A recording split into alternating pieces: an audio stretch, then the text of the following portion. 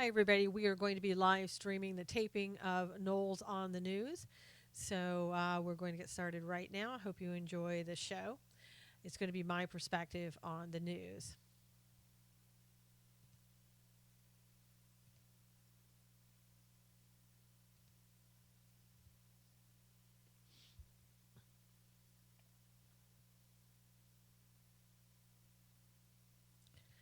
Well, I guess by now you've heard the news. We are going to have a new FBI director. That is to say, one has been nominated, and we hope we're going to have a new FBI director, but we'll have to wait and see what happens on that. We have a person that uh, people just love, bipartisan. Everybody loved him back when he was the assistant AG. So that means now what? That means probably under President Obama, it's not going to run as smoothly because everything that President, not President Obama, President Trump, President Obama, he'd be in already. There wouldn't be a question. But under President Trump, there's always got to be an excuse of why we can't have this person, why this person should be looked at now, scrutinized even more so than when he was the AG. So look for those on the left to continue to have issues with this man, even though he appears by all accounts to be a very good candidate. Now, who am I talking about? Well, I'm talking about Christopher Wray, W-R-A-Y. Let me tell you a little bit about him. He was the assistant AG. He headed up the Department of Justice Criminal Division from 2003 to 2005 under President Bush. And one thing I think that people don't like him for right now is the fact that he represented Chris Christie in the whole Bridgegate affair, if you will. Maybe that's his only red mark against him. He interviewed, we're told, about 2 weeks ago. He talked to Attorney General Sessions and the second in command, Rosenstein. Talked to him and had an interview. Probably lasted a couple hours, I'm guessing. And afterwards, they decided this is the person that we want to go with. I don't know why it took 2 weeks, but there's been a lot going on, and perhaps they've been busy. Uh, he's an individual that seems to have some morals and ethics to him, which I like. He threatened in 2004, along with Comey and Mueller, to walk out, I guess, and to quit if the warrantless domestic surveillance was reinstated. So I do like that. It sounds really good. He sounds, again, like he has some ethics and morals that we need when we're looking for somebody as an FBI director. He is also a graduate of Yale Law School. So, again, we'll see how quickly he goes through. Or is this somebody else that we're going to have to, do a simple minority and get him voted in? And it's possible that we will have to do that. I don't know if you call it simple majority, simple minority, whatever, 51%, just to get him in, and hopefully that we won't have the trouble that we've seen in the past when we've been trying to get somebody else in, like Gorsuch. That everybody who they loved him in the very beginning, right? Everybody, no one had a problem. Bipartisan loved him.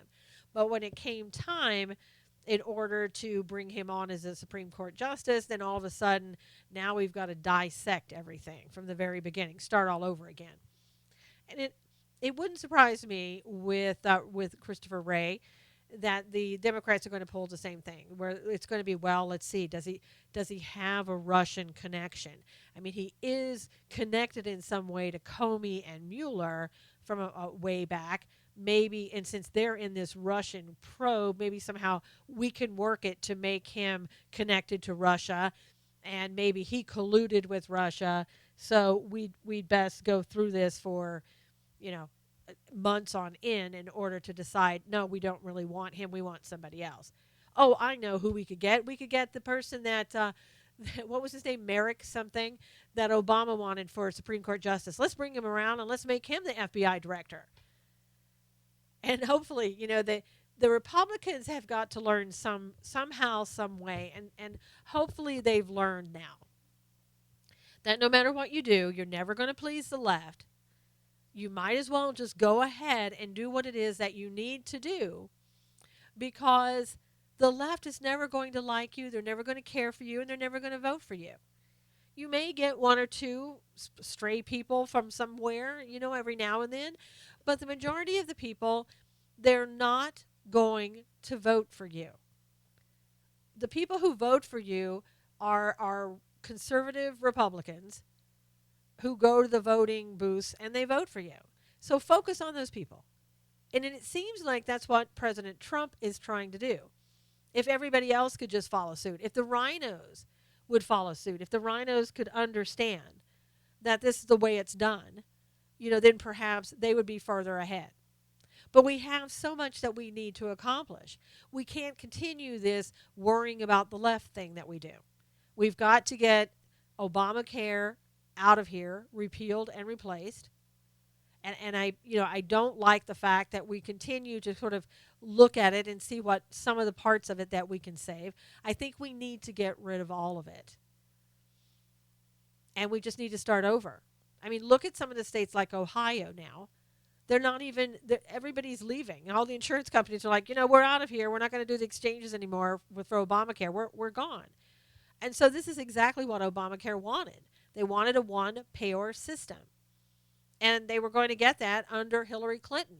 That's what Obama set it up to do. And so you would have the government being your, the head of your insurance and telling you what to do with it. It's what the state of California is trying to do right now in getting a one-payer system. But it's not affordable.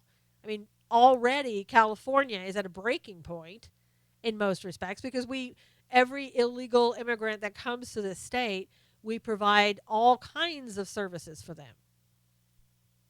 And so we have no more money, but we still want to get money. We still, in California, we still want to just give away our money. Here you go. Take everything we have. And now let's try to have a one-payer system so that the government of California can tell you, gosh, you know what? It's going to be better for you because this way you don't have deductibles. You won't have to worry about making any payments. We'll just take it out of your taxes and you won't need to worry about it. And what they don't tell you is, but you won't have a doctor because all the doctors are going to leave the state of California. Why in the world would they stay here when they have to take, a set fee? They can't charge you anymore because, people want to make money. People want to have a capitalist society. Even if they're living in California, there are people here with rational thought that say, we need to have a system that we can charge what the market will bear. I know in socialist California, sometimes that's really hard to understand, but it's still common people have that wherewithal that if you get a service, you got to pay for it, and you get what you pay for. And it didn't work in Canada. It's not going to work here. But I think it's the one way for California to say, this is how we pay for our illegal immigrants that are here. Because right now, if you are here illegally and you need to go to a doctor, what do? Simple. You go to the emergency room. You use the emergency room like you would a doctor's office. So California is looking to say, well, we'll take care of that. Instead of going to the emergency room, you'll go to any doctor you want to go to. Go to any office that'll take you. And so that's a good way to get the illegals out of the emergency rooms. It's a crazy idea. It's not going to work, but that's California for you. And again, if you think it only happens in California and you don't have to care and you don't have to worry about California and it's not going to come to your state, think again. If you're living in a Democrat state, people like the idea of what California is doing. They might very well just do it in their own state. And you'll be bankrupt too. After a while, I don't know what California is going to do. Everybody's going to leave. Nobody's going to be able to afford to live here. And I don't know where they're going to get the money to run the government. I do know they keep trying. They want to have a sanctuary city here. And they want to get that money from the federal government to keep that sanctuary city going. Although sanctuary city law goes against federal law, they don't really care. They just want the feds to keep giving them the money. And in California, that's about $237 million a year that we're talking about that they may lose because they won't give up on the sanctuary city BS. And they want people like me who are here to pay taxes in California so they can keep coming up with these stupid, idiotic ideas of sanctuary city, one payer socialist system here for your health care, on and on and on. It's ridiculous. And California each day keeps coming up with more and more ridiculous things. And again, I know it's easy to say, well, that's just crazy California. But it isn't just crazy California, and you're going to have to keep your eye on these things. And I'll tell you something. Kamala Harris, senator from California. She was the U.S. Attorney General from California, and she went on and became the senator. That woman wants to be president so bad that she can taste it. And she's the little darling now that everybody seems on the left seems to be, focusing their attention that perhaps this person might be the next president of the United States to run against Donald Trump. And they don't care that she's a new senator. It would matter if it were anybody else. It would matter if it were Ted Cruz. Oh, well, you're just a junior senator. What do you know? Oh, but Kamala Harris, she's different. Why is she different? Because she's Kamala Harris. And so I don't know if you saw this the other day. The woman, anytime I've seen her, she's very abrasive. She's very in your face, very direct type individual. And so whenever she speaks, everybody else should listen, right? And even if she's asking you a question, she doesn't want to hear what you have to say.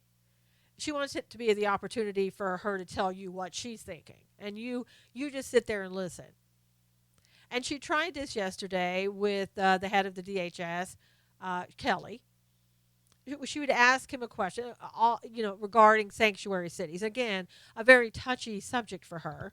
If you ever go look at her website that she had up there when she was running for senator, you would see. She doesn't care if you're here illegally or not. She wants to welcome everyone in. And she doesn't want to divide families up. So she doesn't like this whole thing that President Trump has come up with in regards to sanctuary cities. Because to her, all that is you want the police to help you to divide families. No, see, the families who came here illegally set themselves up to being divided because, see, it's against the law to come here illegally, Ms. Harris. You wouldn't, well, you would know that, but you wouldn't care. Obviously, because that's kind of your line of thinking is, well, you're here, we welcome you, you're wonderful, you're here illegally, we're okay with that. And by the way, don't worry, we're not going to have our police turn you in. We're not going to have them working with the feds and doing their jobs. We're just going to allow you to stay here. We're going to allow you to, take our tax dollars. It's okay. Why? Because we need your votes. But wait a minute, Susan, what are you talking about? They can't vote here in California. They're here illegally. That's silly. That's silly talk. No, because remember, in California, when you get a driver's license, and oh, by the way, if you're illegal, you can have a driver's license in California. Once you get your driver's license, we're also going to automatically register you to vote. And we're going to register you to vote, and we know that you're not going to do anything like go out and vote because you're not supposed to do that, right? Right. When President Trump made all of those remarks about there being fraudulent voting, that was just silly talk because that's not happening in California. That when you give somebody a right to vote, and even if it does, people can always say, well, gosh, I'm here illegally. I didn't understand. This voter ballot came to my house, and I could see that in the voter ballot it said that I can mail in my vote. I'm just here illegally. I don't understand the laws. I don't really even understand English all that well. So how was I supposed to know I wasn't allowed to vote?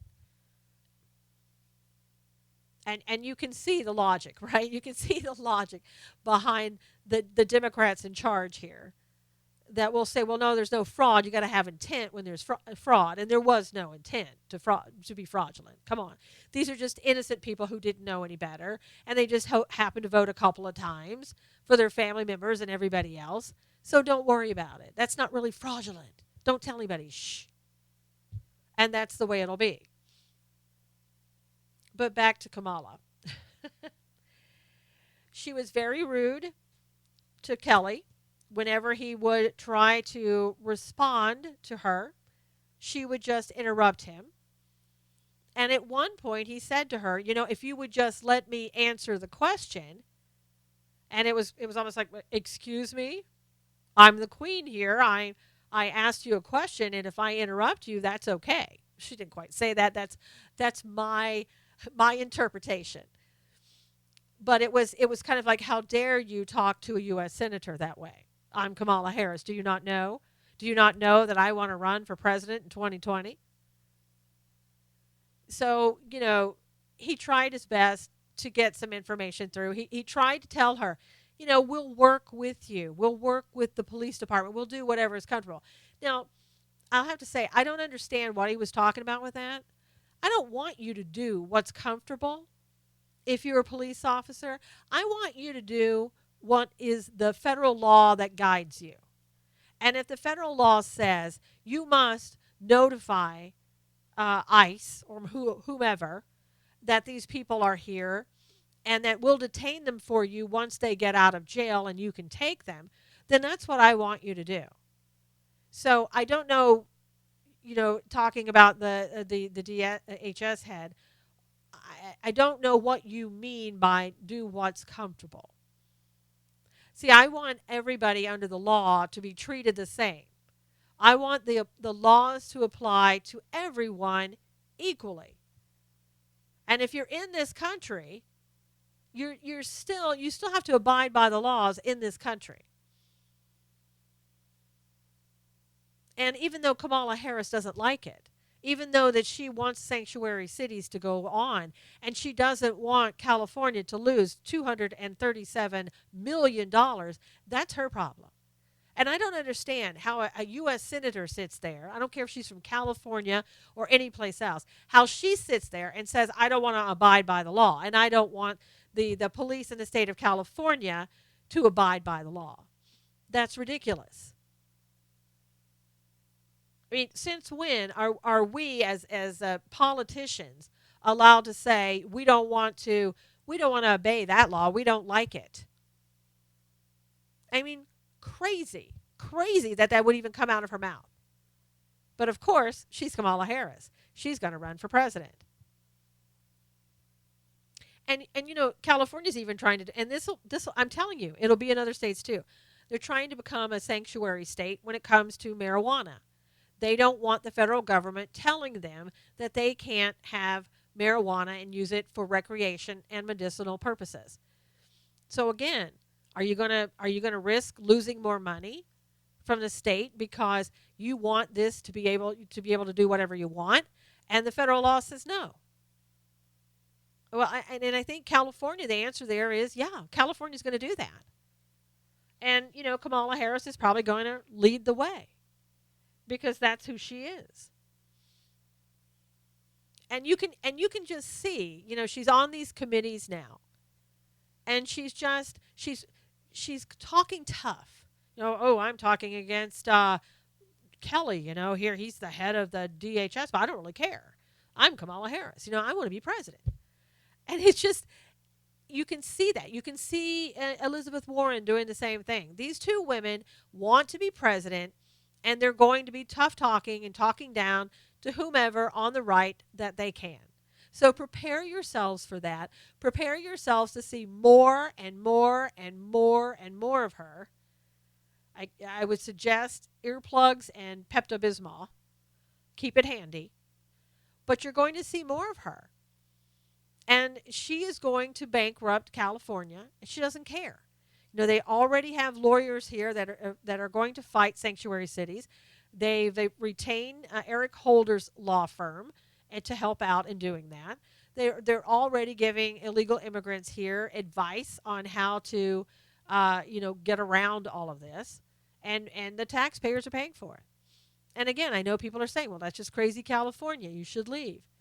Well, that's going to be crazy every other Democrat state as well, if it's not already going on. California is kind of like the testing ground. They look at that, they see what California is doing, and they move forward. And they go, wow, California's getting away with it. And if California doesn't lose money, if it doesn't lose the federal funding, then I guarantee you other Democratic states like that, Democrat-run states, are going to do the same thing. So it's a matter of us on the right sticking up for the federal laws that are here to protect us, like sanctuary city laws, against sanctuary city laws, I might add. We need to be doing that. We need to be speaking out about that. We need to go out and, protest and have rallies. Ours with permits, of course, not illegally, but we need to do that. We need to send a message to California and other states that, no, you can't just do whatever you want to do. I mean, California is so far out of control right now, it's not even funny. They want to take, sex offenders' names off the sex offender list, for God's sakes. It's like living in a socialist-run state. And some of it, every time the Democrats here try to go against it, they lose because they're controlled by the Democrats. So the Republicans lose every time that they oppose it or every time that they have their own rules and laws. The Democrats say no. And we need to start, the simple thing is start voting in Republicans. I get it. It's just not easy to do here. Look at Maxine Waters, 78 years old. She's trying again. And I don't know if the person, Omar Navarro, I don't know if he's going to be good enough to go up against her. I think with her, you've got to have somebody who's really experienced. This woman has been around forever, and her constituents love her, no matter how cray-cray she goes off on Donald Trump and calling for his impeachment every other day. It's still, they still want her. She has still convinced everybody, and she's the one. Maxine Waters loves you.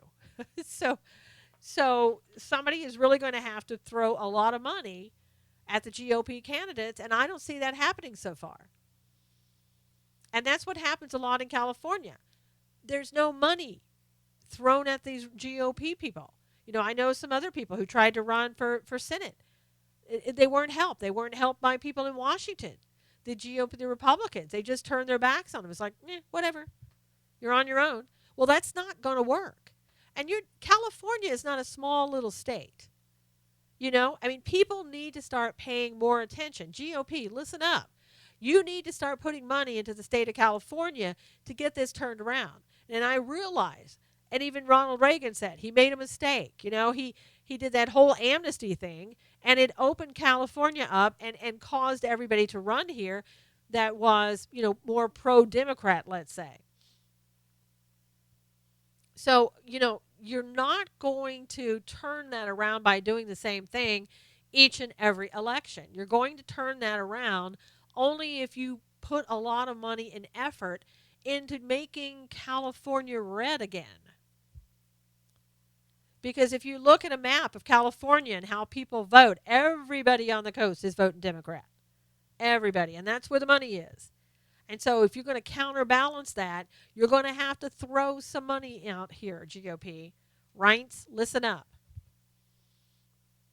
People in California, for the most part, a lot of people turned out and they ran, they voted to make sure that Donald Trump won and not Hillary. And that in and of itself was a miracle to see that happen in California. You can make it happen, but you're going to have to do something about it to make it happen. And you're going to have to do that by money. It's going to take a lot of money. So start now. Don't wait until 2018 to all of a sudden say, well, maybe we can throw some dollars here. No, you got to do it now. Enough about Kamala Harris. That was more than I ever wanted to say about her. I can't give that woman 2 minutes of my time. I've given her more than that. Um, I wanted to go back and talk a little bit more about President Trump and what we're seeing in the news with him. The latest rumor, of course, is all about Comey. So we know. I mean, there's a countdown on CNN. You would think it was NASA sending somebody to the moon, and there's a little countdown on the right hand side of the screen, so you can watch that. Oh, Comey's coming! Comey's coming! The sky is falling. The sky is falling. And I think what you're going to hear is, I mean, again, if you're Comey, the smart thing to do is to say, nope, I didn't think there was obstruction of justice. That's why I didn't go and report it. And he can walk away. That's it. It's over and done with. But if Comey says, yeah, I thought there was obstruction of justice, I wrote it down, but I didn't go tell anybody, then he's opened himself up to liability, criminal liability. Why would you want to do that if you're Comey? I don't know. And then you're going to have to, if he says, yeah, I thought it was obstruction of justice, but I couldn't go to Sessions, I couldn't go to Lynch, or whoever at the time was the DOJ, and I think at the time that would have been maybe Sally Yates. I don't even know. I mean, my gosh, probably Sally Yates was still in, but if he couldn't go there, then why didn't he go to the number 2 person? Why didn't he go to Rosenstein or whoever was number 2 at the time? I mean, again, it seems like a revolving door over there at the AG's office. I'm not sure who's on second. Maybe it's McCabe. I don't know. I have no idea. But anyway, he could have gone to somebody. He didn't go to anyone. And that opens him up to criminal liability. And it also opens him up to losing his law license.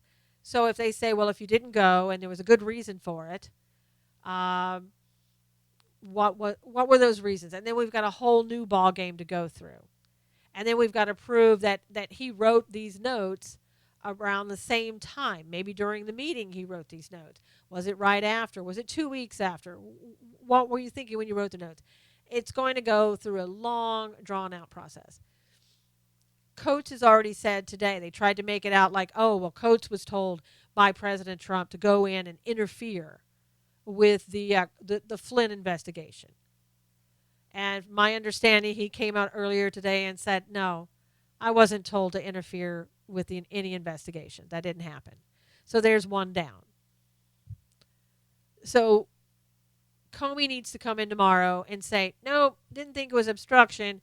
I thought maybe, he was a little bit, it was a little bit too personal for him or whatever, but it didn't rise to the level of obstruction of justice.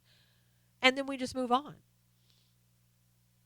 Of course, there'll be something else that comes up that we have to deal with because they'll never let it go. But I mean, that'll be something that they talk about even when it's over.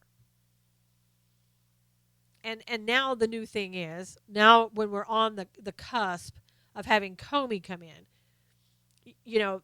Washington Post, New York Times. Let me tell you something. When you see something in the future from the Washington Post and the New York Times, you need to stop. And don't go running out and saying, oh my gosh, the Washington Post says, the New York Times says. These people have done nothing but put out story after story after story with the unnamed sources say. The guy down the street who lives at 405 Fifth Avenue but no longer is there, he said, they're just making stuff up and they're not being held accountable for it. Don't listen to them. Don't think that what they're saying is true. Go out and do your own research. Wait a little while to see if somebody else comes out and corroborates it. The news story is, I think it was out by the Washington Post, is that Attorney General Sessions and Donald Trump are having arguments. And, loud arguments in the White House. Now, I could see Donald Trump maybe with a louder voice, but Sessions, really? Does he argue? Could he argue if he tried? Would it be loud? The guy is very quiet, demure. He is what he is. So the rumor is that they're arguing and have been arguing because Donald Trump is mad that he recused himself, that Sessions recused himself over this Russian probe. I just don't believe that. But what makes it difficult is that yesterday the press corps, who's now wants to run with that story, came out and said to Spicer during the the press briefing, uh, does Donald Trump still have confidence in Sessions? And instead of saying, well, of course he does, like he does, when he talks about Bannon, you always hear yes. Of course, he has faith in what he's doing. He thinks Bannon's doing a great job. Or Jared Kushner. Yes, of course. It's always he's doing a great job. But yesterday, it was different. It was, I haven't talked to the president about that.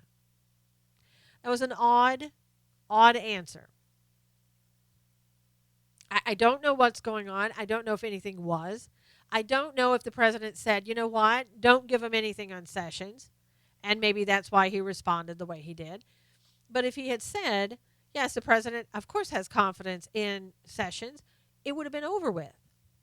But that's not what happened. So we have that little bit of a doubt. And even one of the reporters were like, oh, so I think it was Major Garrett. So you're saying then that he may not have, I mean, my gosh. He said, I didn't talk to him about it. So Major Garrett wants to turn it into a major story. And so, the thing that I'm having a difficulty with is that I can see Donald Trump maybe being upset, wishing that Sessions would not have had to recuse himself. But at the same time, Sessions went to legal counsel and they said, ethically, you need to recuse yourself. Okay, end of story. So I don't see President Trump getting all crazy about that after the fact. And I think it's just that they want you to believe, they being on the left, they want you to believe that the White House is falling apart.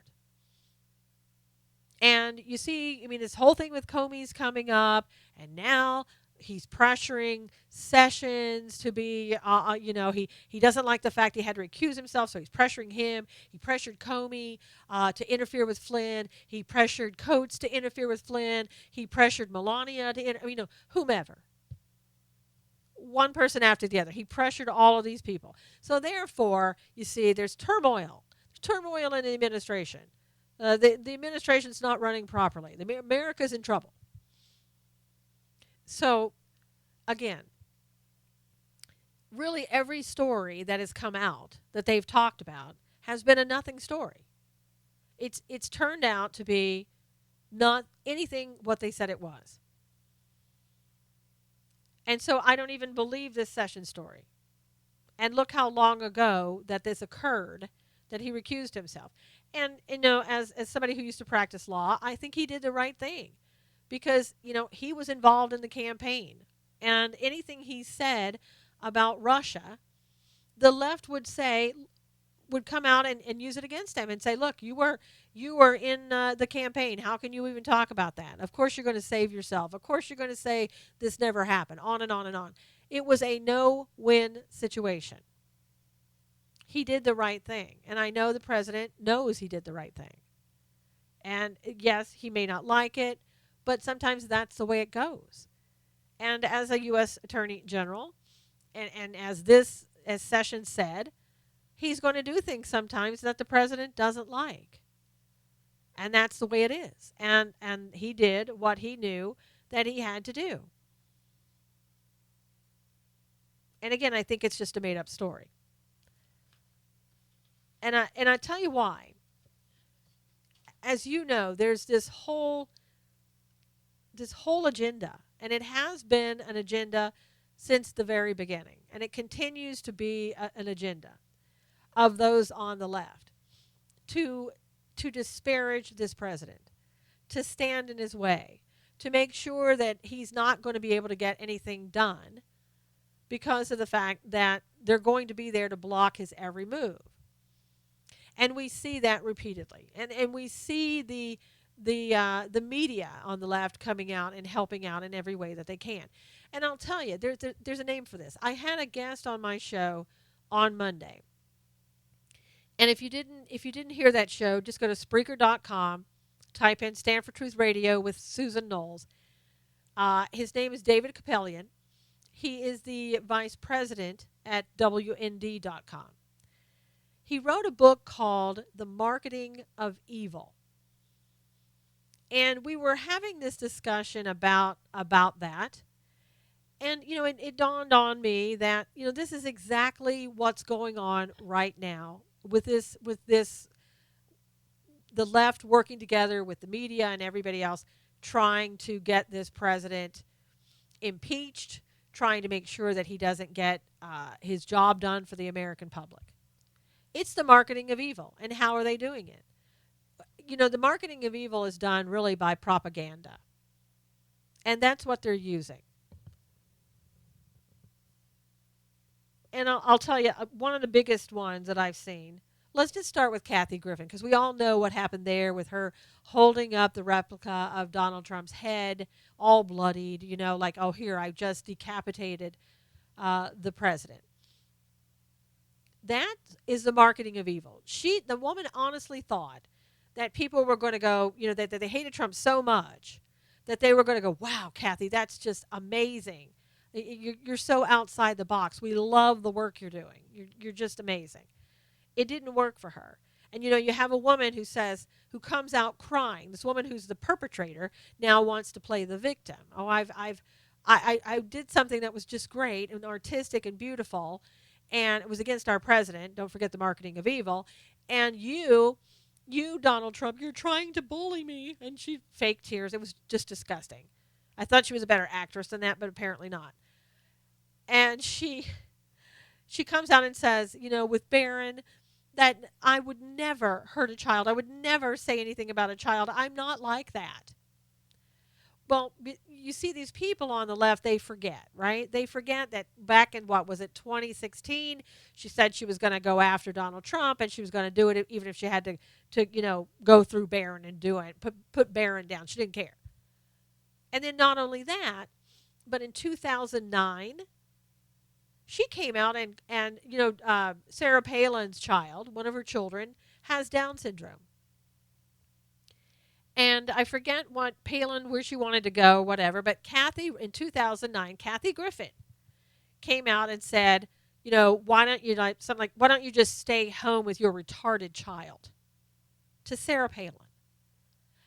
And, I don't remember her saying that, but I can't remember. I mean, I can't understand how people on the right who did hear it, especially parents with children with Down syndrome, why did you not come out against this woman in 2009 if she indeed did say that? And all indications are she did. Why would you not say something about this? I mean, I know we were under Obama at the time. Maybe that's why. But, I mean, despicable. And again, evil. But sitting there going, well, I never do that against children. That's not me. I'm Kathy. And then you have Reza Aslan, who's with CNN. A man who has, I don't know, at least 4 degrees, including a PhD in religious studies. So he's got all these degrees in religious studies. A man who came from Iran originally, came to the United States during this whole thing with Iran in the 70s. Converted, he was Islamic, converted to Christianity at age 15, and then converted back to Islam right before he went to Harvard Divinity School, or wherever he went to. And he comes out the other day and he calls the President of the United States a piece of you-know-what. And then he came out later and said that he was a man baby, all because the president made some comment about the terrorist attack in London, on the London Bridge. And he let hours go by, Reza did. And I noticed that all of a sudden his little tweet was gone, where he was calling the president a piece of excrement. And right after that tweet disappeared, an article was put out saying, that just wasn't me. I'm so sorry. That was really unprofessional. I should have chosen a different word. Now, he didn't say that the what he said was wrong, in that that the whole theme of it was wrong. But what he said was, I should have chosen a different word, and so I'm sorry. But then you go back and you look about him, and he's made other comments about people.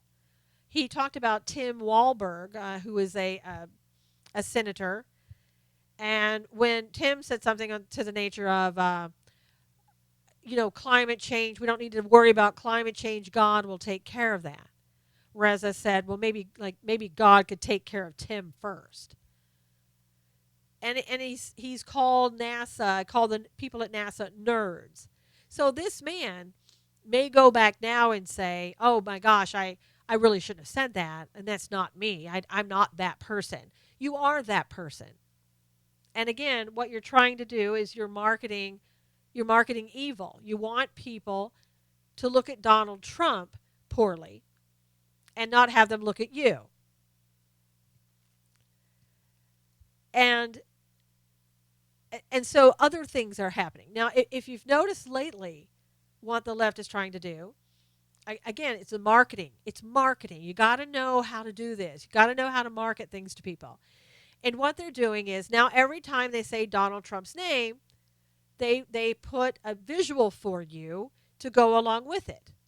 For example, they will say things like, I'll give you an example. The Morning Joe Scarborough.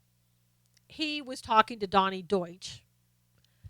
I don't listen to Donnie Deutsch, so I don't really pay that much attention to him. But he said, President Trump, I think he's not well. He's not well. So I guess Joe Scarborough is either a doctor or a psychotherapist. Somehow I missed it. I thought he was a host on a show, but I guess I missed the medical degree. And then Donnie Deutsch, who's obviously a psychiatrist, psychotherapist, answered back and said, President Trump is an evil man with a personality disorder. Just let that sink in, And I can tell you what he's doing. He's going along the same vein as when Donald Trump was first elected. There were about 30 people, psychotherapists, psychiatrists, and others, and I believe it was New York, who got together and said that Donald Trump was unstable. Now, this is without a diagnosis in person.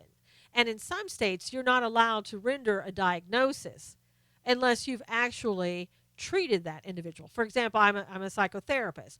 I couldn't go and say that somebody had X, Y, and Z, a personality disorder or otherwise, unless I had spoken to that person and done an evaluation. These people, no evaluation, just decided, we're going to come out and say the president is unstable.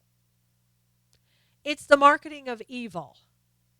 It really is. And the left knows how to do that really well. And it leaves you, what they're hoping is, it leaves you with a doubt in your mind that, well, my gosh, look at this. We've got all these experts here, psychologists, psychiatrists, psychotherapists, and they all say that President Trump is unstable. And now we've got people, like Joe Scarborough. Everybody knows Joe, right? Joe's an authority. Joe comes out now and says the president's not well. And then Donnie Deutsch, he's got a big mouth, so he must know something. And so he says he's an evil man with a personality disorder. Donnie Deutsch, the expert. And so everybody's supposed to now say, wow, maybe there's something to this. I've heard this a lot. Could all of these people be wrong? And there was even this woman, this was the most disgusting thing that I think that I've seen. The other day, there was this woman who I don't know who she is. I think she's some contributor somewhere. I don't know. But she had put up a little survey. She wanted you to answer the survey. And the survey went something like this. Apparently, Donald Trump has dementia. What do you think? Yes, no, or is it getting worse? Something like that. Now, and her expertise was, I've seen this before because I've seen dementia in my own family. So, in other words, somebody on the left who's marketing evil, you're not going to be able to say to them, oh, well, yeah, but that might have been in your family. But you're not going to talk down about somebody's family, a family member that had dementia. You're not going to fight against that, right? So they're pretty safe in saying, well, my family had dementia, therefore you should trust me, Donald Trump has dementia. And that's what the left does. They make it so that if you do want to say, but wait a minute, your family isn't everybody, then they can say, "Oh, are you now going?" And she did. Somebody actually said to her something about her family members, and that doesn't include everybody. And it was almost like, you have the audacity to insult my family, to say that I don't know what dementia is. This, again, typical left response. How irresponsible of all of these people. Kathy Griffin, Reza, Joel Scarborough, Donnie Deutsch, and this woman online, I think it was her name was Sarah, who are sitting there making these false accusations. And yes, the psychiatrists and psychotherapists that participated, making accusations against this president without 1 ounce of truth. Not 1 ounce. And we're supposed to go, that's okay, because why? Because there are people on the left who don't like our president, and so therefore we should believe them because they think that they're experts, that they think it's okay to do what they're doing, and so we should buy into it? No, we shouldn't. And there's absolutely no reason that anybody in the right minds would want to do that. And again, I don't recall anybody ever doing this about Obama. I was one who sat there and said, I don't like Obama. I don't like what he does. But I never sat there and name called him, held up, decapitated heads, drew pictures of him or anything else. But these people, they have no faucets. They just open it up and it all comes out. No boundaries, nothing. They're going to say whatever they want to say, and in hopes, again, that people will believe it, that they can market this evil, and people will go, I've heard a lot of people talk about it, and so it must be true. And maybe I'd better listen. Maybe the president maybe there is something wrong. Maybe I should take a closer look at him. Next time he comes out, I'll find out. I'll look for the dementia. And again, these people can point to nothing. Tell me, this man is 70 years old. I don't think he ever sleeps. When he came out the other day and was signing things for veterans and talking about the air traffic control, the new thing he was doing with them, the air traffic controllers, and making it, wanting the nonprofit to run it rather than the government. I looked at him, and I even called people up and said, I want you to go look at the briefing today with the president, the press conference, and tell me, do you see what I see? I saw a man that looked 10 years younger. I saw a man that looked like he was working out at the gym. Now, every president I've ever seen when they go into office, and I think you'll agree with me on this, when they go into office, they look horrible. They look like they've aged about 30 years overnight. The gray hair comes out. They're looking like they're tired, like they don't get any sleep. And I know this president doesn't sleep. I don't know when he gets sleep. The Middle East trip, the man and Melania too, they must have been up 24/7 for like 9 days. And still, they look wonderful. So if there's dementia in this man, show me, because I don't see it. I don't see a man that's unstable. I have seen absolutely zero proof of it. And I think that most people on the right would say that. And then if you say that, then people then want to attack you and say, oh, you're just, you just love Trump so much that you just don't want to see it. No, I look for logic. I look for reason, and I do my research. I look for things like that, and I look for proof. Silly me, I'm looking for facts. And I don't just assume things based on the fact that maybe I don't like the person. I mean, as much as I didn't like Obama, I never said Obama was crazy or that Obama had dementia or that Obama was unstable. And nobody else did. Nobody else even talked about him like that. But it seems to be it's okay to talk about this president that way, even if you have absolutely zero amount of evidence. It's something happened. I mean, we all lived through it. That 8 years of time when reason just went out the window under the Obama administration, where we were told that right is wrong and wrong is right. And people now, they don't know how to adjust back to a world that has principles, that has legality to it, that has morals to it. For 8 years, we had none of that. We had, I mean, look at this. This is another part of the marketing of evil, okay? There's no right and wrong anymore. There are no boundaries. Used to be you're either male or female. Now you're 50 other things you can call yourself. It used to be also that, if you were, let's say if you were white, that meant you weren't African American. But now, even if you're white and you have absolutely zero African American blood in you, if you feel like you're African American today, you can call yourself African American. So for 8 years, we've changed the rules during that 8 years. And it's a marketing of evil. It really is. And what was it done for? If you read my guest's book, you'll see that it was done to break down the family, to break down Christianity, and the American culture in general. And it's worked pretty well. And you've got all of these people now who for 8 years got to have it their way and got to go along with this, breaking down the American system. They don't want to let go. They don't want you to have the America back that you knew before.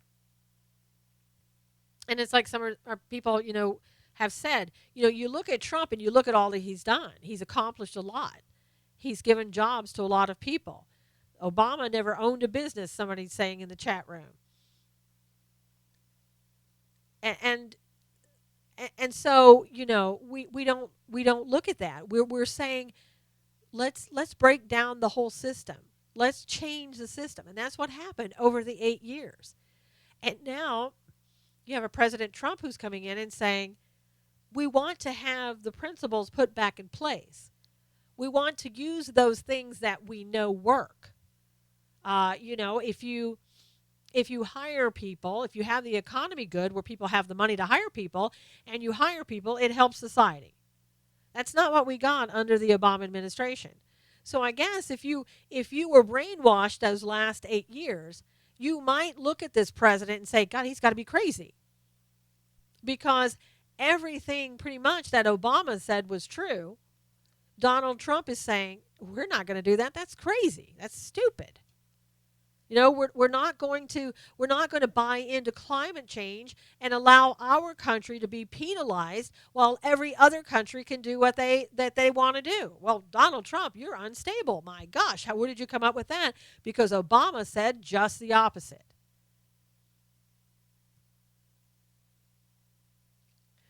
We're going to also try to get people back to work. We don't want them to be dependent upon the government. We want them to get out there and have a job. Donald Trump, you're crazy. Are you suffering from dementia? Because Obama didn't say that. He didn't want people to work. He wanted everybody to have an Obama phone. He wanted everybody to be able to sit home. And remember Nancy Pelosi? Gosh, you want to have time to go out and do art? This is your way to do it. You just be dependent upon the government. You have all day to do your artwork. So maybe those people who for 8 years believe the lie of socialism, because that's what we were doing under Obama. Now maybe they look at President Trump when he's trying to bring back capitalism, something that actually works, because socialism never works. People think he's crazy. Maybe they have a point there. If you want to base it on what Obama did, it's just the opposite, and it would make somebody look crazy. But what you got to understand is what was crazy is what Obama was doing. And what President Trump is doing is helping our economy. It's helping the world. Is he perfect? Is he going to get everything 100% right? No, he's not. He is going to make mistakes, but he's trying to put money back in the pockets of Americans. He's trying to get jobs going. He's trying to get people off of being dependent upon the government. He wants to go back to a time where people could say, I deserve this. I earned this. I made my way in the world because I put my blood, sweat, and tears into it. I'm proud of what I've accomplished. And, yes, I want to be paid reasonably for what I've done. And so if you're a Bernie Sanders supporter, and you've drunk the Kool-Aid, you drank the Kool-Aid for 8 years, then you're going to think that's all crazy talk. And the young people that were raised on that, they don't know about capitalism. They don't understand it because they've been told everything that you have, give it to somebody else. That it's not yours. You didn't earn that. Remember that one? You didn't earn that. That's crazy. And yet that's how our young people that's what they've been brought up on for the most part. That you're supposed to give everything away. That it's not yours. It doesn't belong to you. It belongs to everyone. No, we help everyone in the United States. We give to everyone. We have been more generous than any other country. And now, again, they want to penalize us for that because we're America.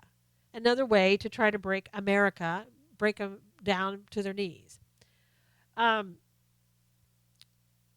Also, I wanted to mention, we're taking this into our schools too about Donald Trump. There's a high school in New York that put up a mural and had a sign on it that said, mark on me. Markers are on the table, write on me. So they wanted people to react and say whatever they wanted to say. And it was all profane references to Donald Trump. And this is in a high school, okay? A high school. So they were putting things, one said, burn in hell, Trump, from a high school kid, right? Another one called it another profane word I can't use because this goes out on the air.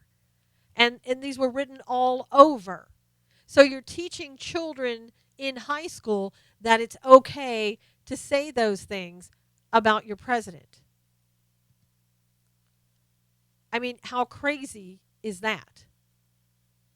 And that's something that you want to teach kids. Why? Did we ever allow that to take place and to be the case under Obama? I remember we were teaching little kids songs about Obama, right? Our fearless leader, whatever. And so now we have a high school that's allowing children to go by and put profanity about our president. It's another marketing of evil. It is another way to get people to turn against the administration, to turn against the American culture, to return them, if you will, to socialism, the socialism that we had so prevalent under former President Obama. And don't think that we've heard the end of all of this. This is just the beginning. People say, gosh, I wish that we could just get on with this so that we can go back to what we were doing. We could allow this president to do what he's doing. And, we're not going to go back. You're going to see this for 4 to 8 years. They're going to continue to make the president out to be, have a personality disorder, not be well, whatever the case is. If you thought Maxine Waters in her impeachment talk was something new, it's not, and it's going to be the order of the day. You're going to hear more of her, more of Nancy Pelosi, more of other people on the left, like Kamala Harris, coming out and trying to make this president into some type of monster. So prepare yourself for that. Also, people on the right, you've got to speak up.